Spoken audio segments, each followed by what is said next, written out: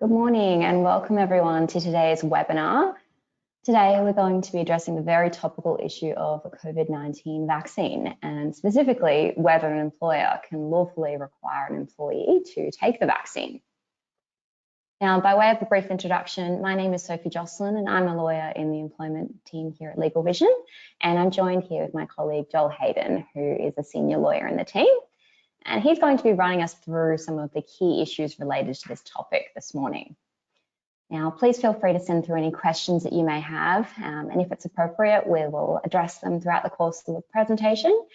Otherwise, we have reserved 10 to 15 minutes at the end of the presentation to address any questions that you may have.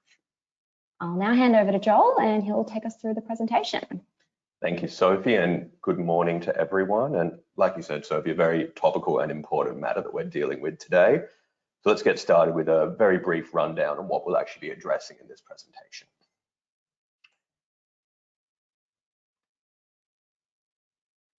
Sorry, we're just having a little slide issue here. There we go.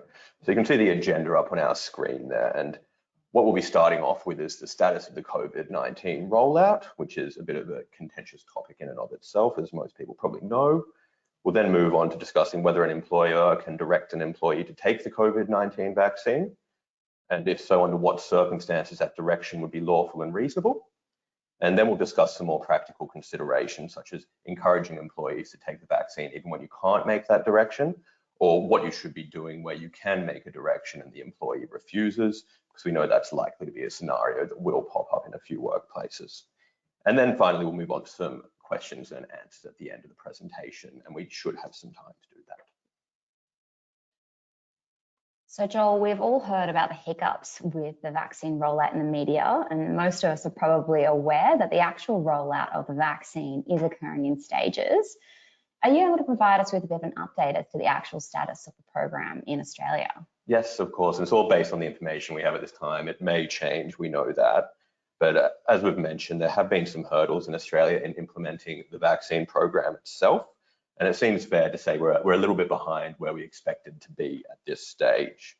Now, we know there's some contributing factors to that, like EU embargoes, blood clots, other side effects, and supply shortages. And these have obviously complicated what was already quite a complicated task, but the plan is pushing ahead.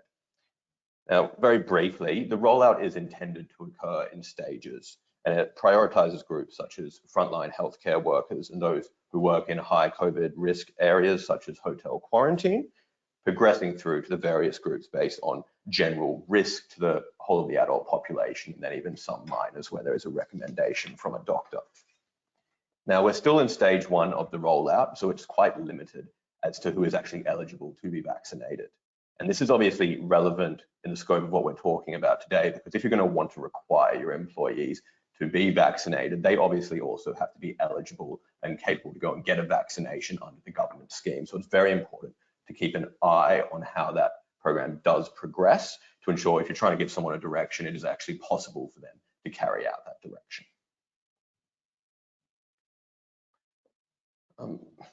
So without being too obvious or rhetorical, why is the COVID vaccine such a big issue in the workplace?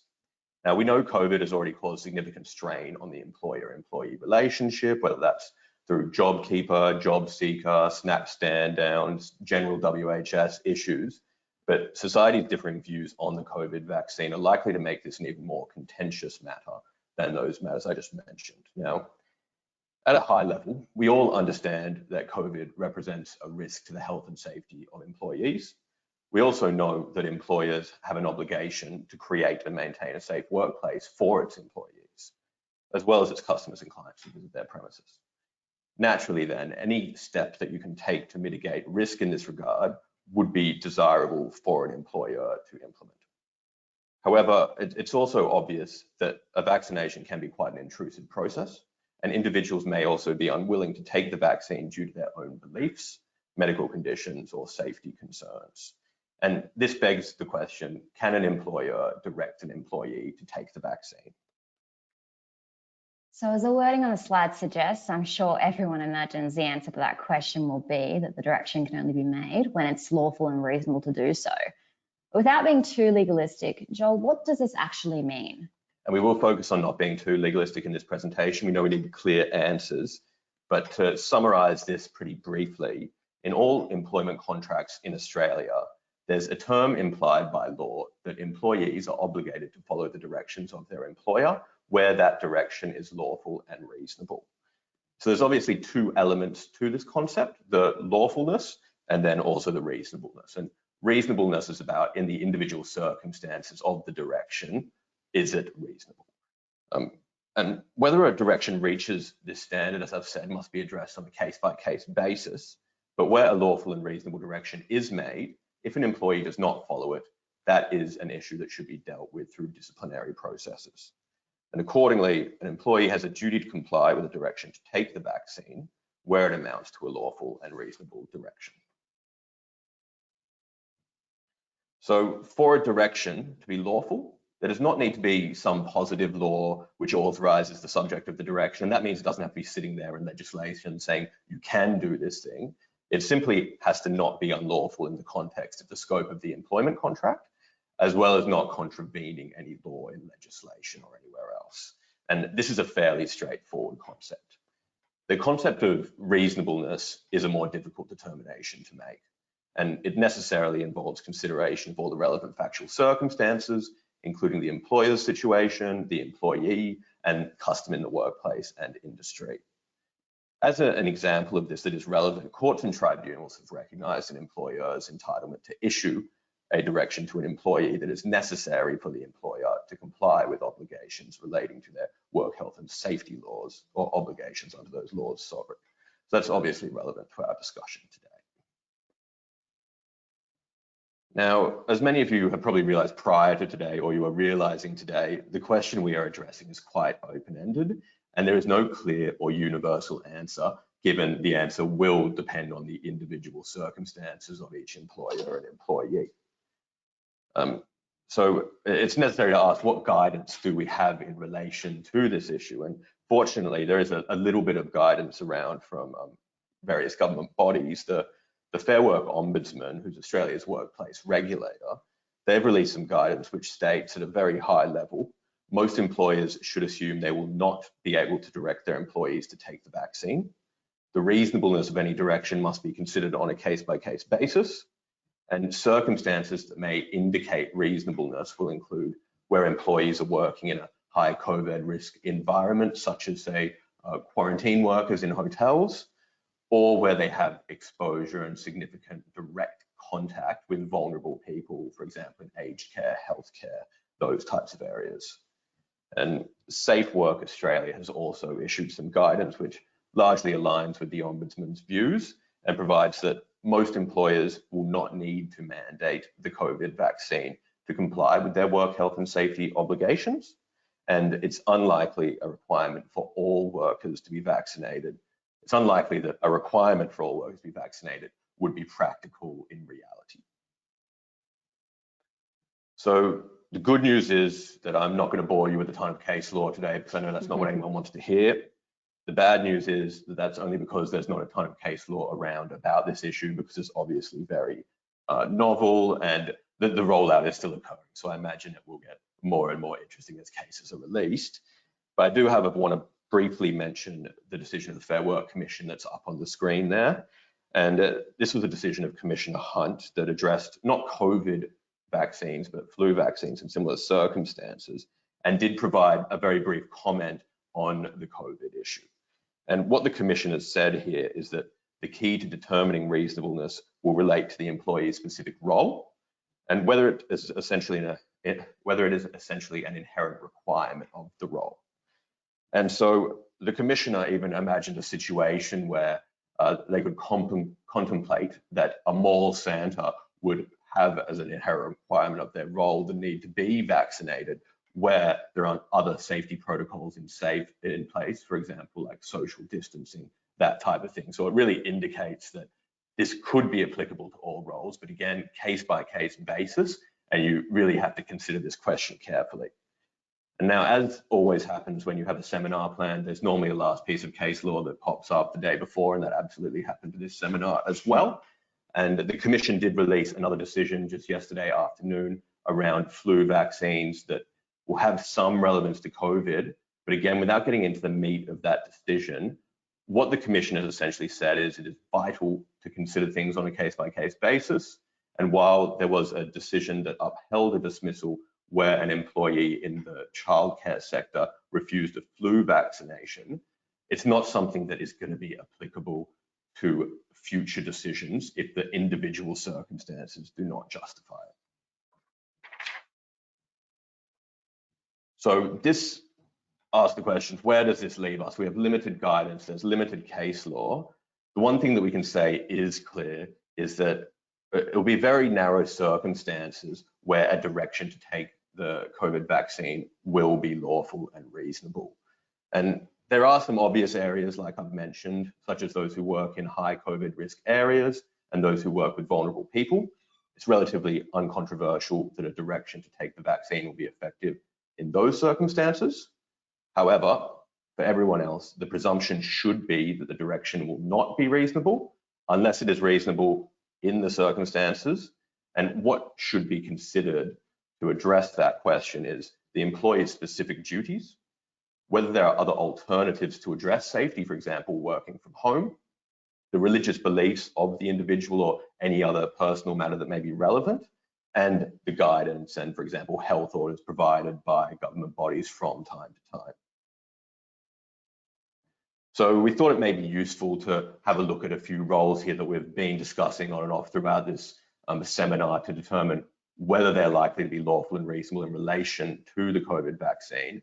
And the first three that we're looking at there, the hotel quarantine worker, the aged care worker, and the healthcare worker, we know that it's likely to be lawful and reasonable in relation to them, as the hotel quarantine worker is in a high COVID risk workplace, and the aged care worker and healthcare worker are working with vulnerable people. And for healthcare as well, that may also involve a higher degree of risk in relation to COVID. For example, administration officers, lawyers, it's unlikely to be a lawful and reasonable direction there, because as we've found out over the last year, or most workplaces have found out over the last year, these roles can work effectively from home. And as well, there is also the fact that they're not in high risk areas. They don't have direct contact with vulnerable people. Now, the final one there, the Commission has thrown all our Christmas plans in jeopardy here by saying potentially Christmas Santas in malls will need to have a vaccine or may not. We don't have clarity on this yet. Luckily, we still have quite a few months to Christmas, and hopefully we'll sort that out by then. All right, so we're now going to move on to some of the more practical considerations on this topic now. Now, Joel, given that it is the position that most employers are not going to be in a position to issue a direction to its employees in relation to the vaccine, not to mention the fact that some employees may not comply with that direction regardless, what are some pointers you have in relation to addressing these issues in the workplace? Okay. Well, we'll jump into it where an employer considers a direction may not be able to be made lawfully and reasonably. And there are still options there. And it's still about addressing the COVID safety issue, but I would actually say that it's probably more preferable to have an employee decide to take the vaccine of their own volition regardless. And an employer can absolutely recommend to their employees that they should have the vaccine. They can encourage them, they can state the benefits to them, and really treat it as they do the flu vaccine most other years. We know a lot of employers that have flu vaccine programs in place, and they have been quite successful from our own experience there. So it can be treated in that way. In a similar vein, an employer could, and I would say should, incentivize employees to be interested in having the vaccine through, for example, offering that the vaccine can take place during work hours, and otherwise, and this is obviously subject to the rollout of the vaccine and how that's handled, allowing the employee to actually have their choice of which vaccine they're going to have, who their provider is going to be, etc. But that's obviously subject to how the actual plan unfolds. On a slightly different track, where employers do not choose to have the vaccine, an employer can consider other safety measures as necessary, like reduced office hours or reduced contact office hours, or increased distancing in the workplace. Now, in the slightly different situation where an employer considers they can make the direction lawfully and reasonably, but that direction is refused, and we do anticipate this will be a situation that is not uncommon, as there is likely to be resistance based on an employee's personal beliefs, medical conditions, and perceived safety concerns, an employer should still be quite cautious in addressing the issue. And we would suggest that there should be a lot of consideration given to whether the direction is actually lawful and reasonable in the circumstances, including consideration as to whether being vaccinated is necessary for the inherent requirements of the role. They should make an effort to ensure that the employee understands the reason for the direction and why the employer considers it to be lawful and reasonable. The employer should repeat the direction if it's not complied with initially, and the employer should also consider if there are alternatives or reasonable adjustments to address the safety concerns, for example, working from home or increased PPE or the other matters we've mentioned throughout the seminar. So where ultimately a lawful and reasonable direction in this regard is not complied with, this should be treated as a disciplinary issue, noting that even where an employee has legitimate grounds to refuse, such as religious beliefs, where this results in the employee being unable to perform the inherent requirements of their role, this may still justify dismissal. However, an employer would need to have regard to ensuring they don't fall afoul of anti-discrimination legislation. As we know, there is a lot of anti-discrimination legislation in Australia under the Fair Work Act, as well as the various state and federal instruments. So some final notes on this topic. Our view is that there are only very limited circumstances where a lawful and reasonable direction to take the vaccine can be made. However, an employer may want to consider encouraging the vaccine internally regardless of this through those softer methods we've mentioned a little bit earlier. This is likely to be a rapidly changing area of law based on further guidance, orders, and case law, so employers should keep a close eye on any relevant developments, such as the case yesterday, which may or may not be appealed, we're unsure yet. If you are seeking to make any decision in relation to these matters, we strongly advise that you seek legal advice in this regard. And if you have any questions surrounding this, our firm will be happy to arrange a complimentary consultation as part of that. So that's generally a wrap up now. Thanks very much for that, Joel. Well, that's the main part of the presentation is all wrapped up. And now we're just going to move to answer some of the questions that have come through. So the first question we have is, I want my employees to have the vaccine, but they don't fit into any of the approved categories. What can I do? At this stage, there's nothing that really can be done. And like I said, there have been delays to the rollout of the vaccine, and it is being centrally handled by the various state and federal government. And so we do have our hands tied with when your employees will actually be eligible to actually have the vaccine. And it's obviously not going to be reasonable to direct an employee to have the vaccine if they can't access the vaccine. All right, the next question is, I work in aged care and my worker is refusing to take the vaccine. What can I do? The first thing to consider is that it's not just about the industry that you're working in. It's about the actual circumstances of the role itself. So say you work in aged care and you have office workers who don't actually have close contact with their clients. This is not a position that's likely to justify the direction. But where they do have direct contact, it is something that it's likely to fall within what would be reasonable. And so you would have to work through it in the way we described before. The direction should be made. The employee should understand the basis for the direction. And if they can't comply with it, you would need to consider any reasonable adjustments if it was the result of a legitimate medical issue or a religious belief. But if it's the point that they can't perform the inherent requirements of their role, or it's just pure misconduct and failing to follow a direction, then disciplinary outcomes can be appropriate, including dismissal. Now, the next question we have is, should I implement a COVID vaccine policy? We've seen a lot of employers have implemented working from home policies and COVID management policies more generally. Would you recommend a policy specifically for the vaccine process? I think it is appropriate for a lot of workplaces, especially where they're trying to roll it out quite broadly throughout their organization. And for example, I know a lot of employers in the industry, such as aged care, they will already have a policy on vaccinations, generally in relation to the flu vaccine. And for example, that case in the commission that was handed down yesterday, part of the reason why it was justified to dismiss the employee is because they had a policy in place that allowed people to opt out for legitimate reasons, but the case yesterday had an employee that didn't have a legitimate reason effectively. But if you have it written down and it's applied effectively and consistently across your whole organization, it'll be much easier to sustain a reason for dismissal that's related to it. Fantastic. And the next question is, abattoirs have been mandated, so would other food production businesses also fall under that definition, making the vaccine mandatory?